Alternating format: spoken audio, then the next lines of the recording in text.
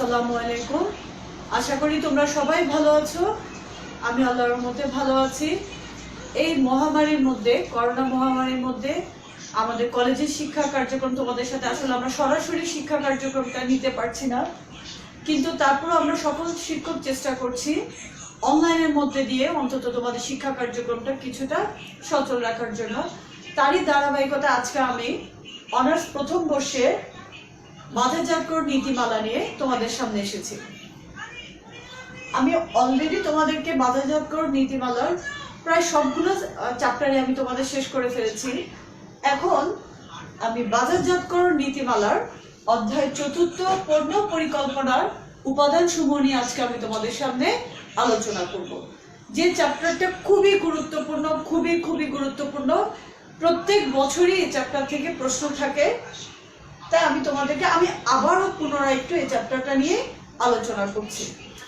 আমি পণ্য পরিকল্পনার উপাদানে যাওয়ার আগে একটু পেছনে আমাদের পড়াগুলো একটু মনে আনার বা তোমাদের মনে আসার সুবিধার্থে আবার একটু রিপিট করছি। প্রথমে আমরা বাজার বলতে কি বুঝি। বাজারজাতকর নীতিমালা পড়ার আগে আমি একটু আগের পড়াগুলো আবার একটু বলছি। প্রথম প্রশ্নটা হচ্ছে বাজার বলতে আমরা কি বুঝি। বাজার হলো একটা নির্দিষ্ট স্থান যেখানে ক্রেতা বিক্রেতা পণ্য দর কষাকষির মধ্য দিয়ে কোনো পণ্যের মূল্য নির্ধারণ করে থাকে।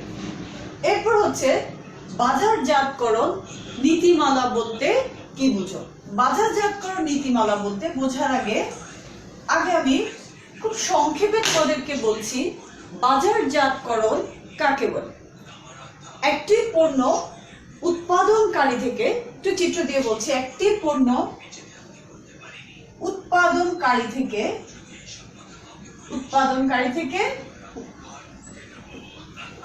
ক্রেতা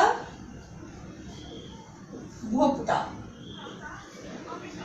একটি পণ্য উৎপাদনকারী থেকে ক্রেতা ভোক্তার ধার প্রান্তে পৌঁছানো পর্যন্ত সামগ্রিক কার্যাবলীকে আমরা বাজারজাতকরণ বলে থাকি। অর্থাৎ একটি পণ্য পৃথিবীর যে কোনো বিশ্বে বা পণ্য পৃথিবীর যে কোনো বিশ্বে উৎপাদিত হতে পারে, ঠিক তার ক্রেতা বা ভোক্তাও পৃথিবীর যে কোনো প্রান্তে যে কোনো দেশে অবস্থান করতে পারে। ঠিক উৎপাদনকারী থেকে পণ্যটা ক্রেতা বা ভোক্তার কাছে পৌঁছানো পর্যন্ত সামগ্রিক কার্যাবলীকে আমরা বাজারজাতকরণ বলে থাকি। নীতিমালা হচ্ছে নির্দিষ্ট কিছু নিয়ম অনুসারে কার্যক্রমগুলা চক্র আকারে বা পর্যায়ক্রমে বা ধাপে ধাপে অনুষ্ঠিত হয়ে থাকে। এটা আমরা বাজারজাতকরণ নীতিমালা বুঝে থাকি।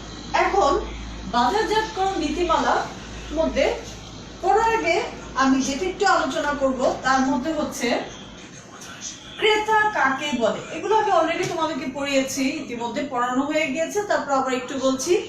ক্রেতা কাকে বলে। ক্রেতা বলতে আমরা কি বুঝি। ক্রেতা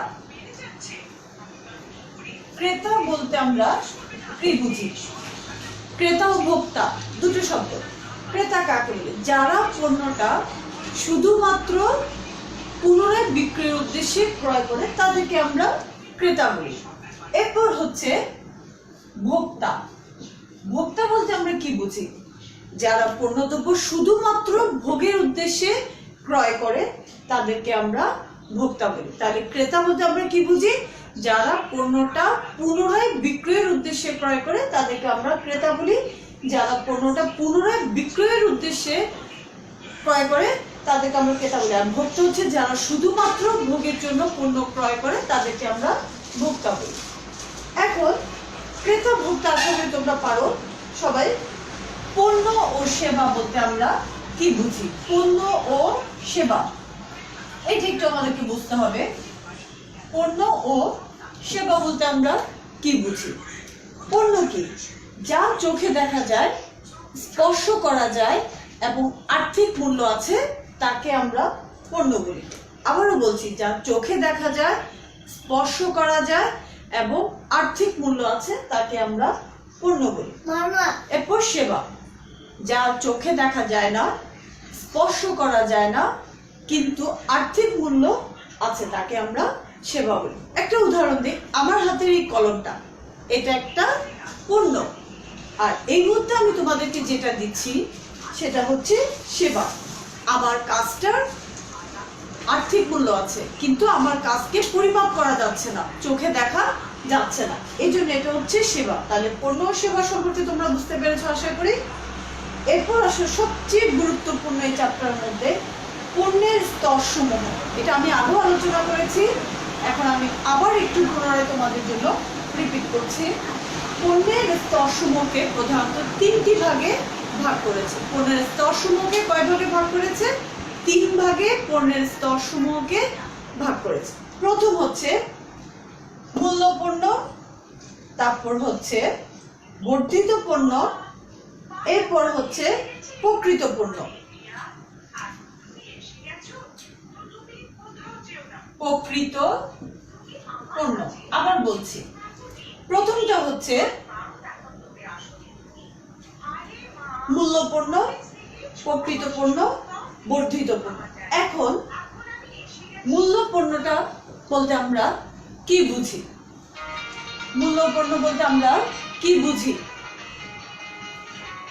সাধারণত একটা পণ্য ক্রয় করে ক্রেতা ভোগের জন্য, ঠিক আছে, একটা পণ্য ক্রয় করে ক্রেতা ভোগের জন্য,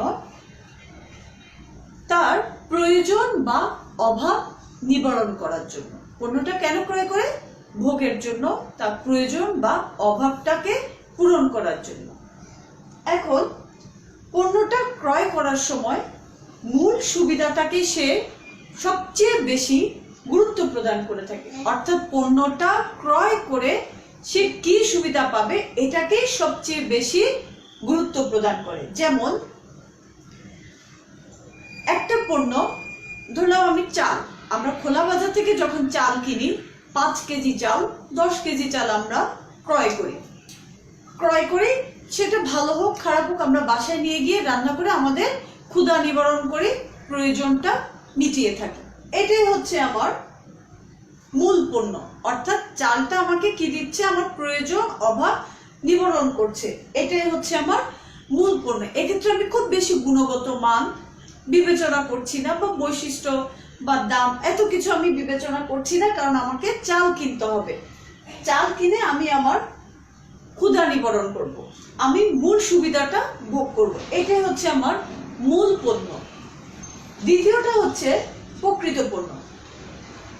কিছু ভোক্তা আছে যারা পণ্য ক্রয় করার সময় মূল পণ্যের পাশাপাশি, মূল সুবিধা পাশাপাশি আরো কিছু বৈশিষ্ট্য, আরো কিছু জিনিস বিবেচনা করে, আরো কিছু বিষয় বিবেচনা করে। যেমন তারা পণ্যের ব্র্যান্ড, আমি এর আগেও বলেছি ব্র্যান্ড কাকে বলে, সেটাতে একটু পড়া যাচ্ছে। ব্র্যান্ড, পণ্যের ব্র্যান্ডটাকে তারা প্রাধান্য দিয়ে থাকে। আবার পণ্যের প্যাকেজিং যেটা আমরা করে থাকি সেটাকে একটু গুরুত্ব দেয়। তারপর পণ্যের ডিজাইনটাকে দেখে, পণ্যের মানটা কেমন, সেগুলো চিন্তা ভাবনা করে পণ্যটা ক্রয় করে।